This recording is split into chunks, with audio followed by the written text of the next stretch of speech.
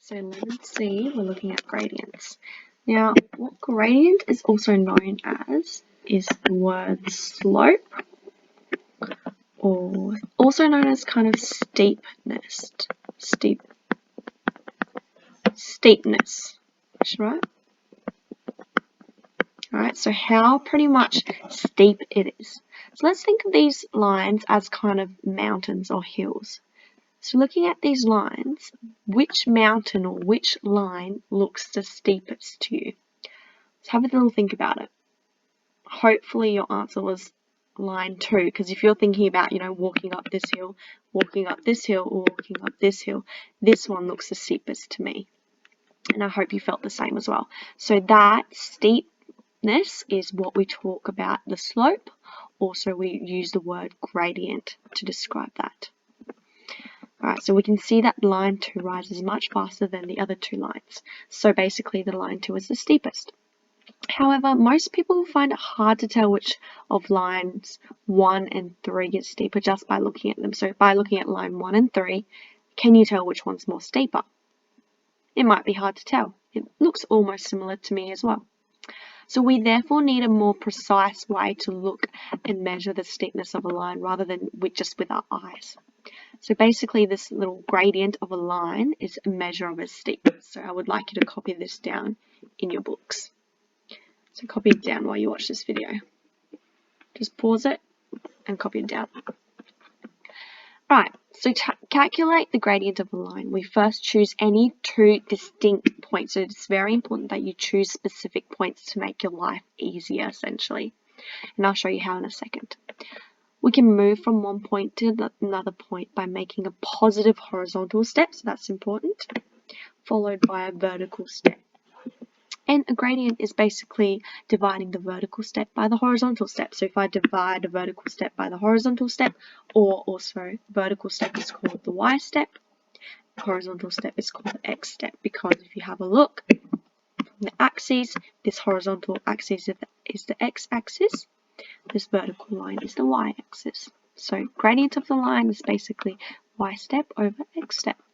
I would copy this green box as well, so make sure you copy this down.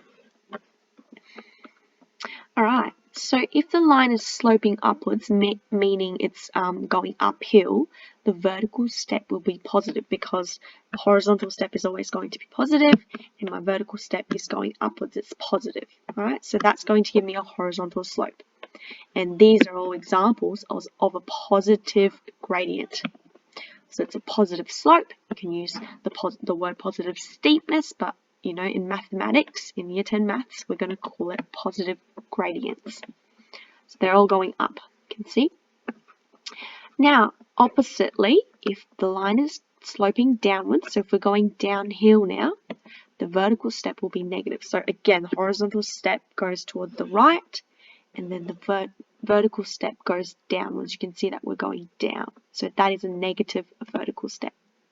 So all of these over here are vertical steps, which means that they are negative gradients. So draw one example and then just write negative gradients. So something like this. Just draw something downwards and write negative gradient, and then I want you to do one for positive as well, just so we can kind of summarize in our books. So positive, it can be like this, it could be like this, they're all positive. So draw a steep line that's positive, and then write positive gradient in your book. So we've got a note and what it looks like. So we can refer back to it later. Alright, so let's have a look at these. Example 7. Find the gradient of each line segment. So this is where it becomes really important that you choose the 2 distinct points, and I'll explain that in a second. So as I said, if you choose specific points on, let's look at A first, it makes your life easier basically. So I can essentially draw any 2 dots. So if I draw a little dot there and a little dot there, I should be able to find a gradient, but it makes it hard because I don't actually know what this coordinate is. I've just picked a random one and it's kind of, is it third way, is it a halfway? This one's not quite half, so it's hard to tell. So a smart thing to do is pick a line where it intersects a cross. Do we see how it intersects at a cross? So that is the line you want to be picking. So have another look. Where is that another cross exist? Not this one only crosses here. Not this one. Keep going over here. So there's a cross here. It intersects at a cross. So that is my another point. So those are two distinct points I want to make sure I draw on.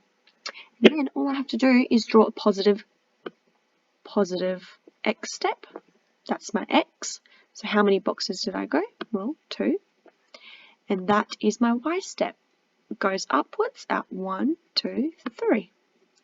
So I'm almost there. Now I need to just be able to write the gradient. So I'm going gradient equals.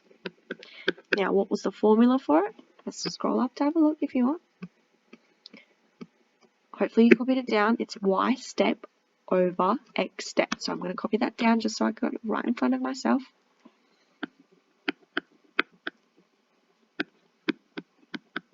Brilliant. So my y step, let's have a look. It's this one. It's my y, change of y. So I will put my 3 there.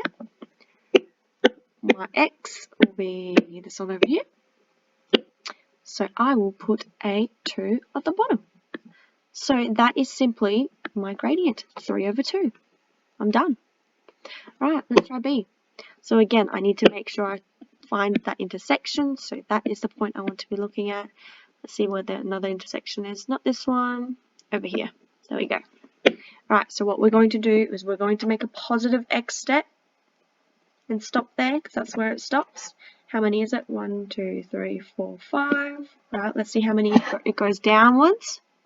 How many? 1, 2, so that's 2. Now, when it goes downwards, you need to make sure you put a negative. So when I write the gradient, so I might write it over here. I'll just write the B over here and the A over here.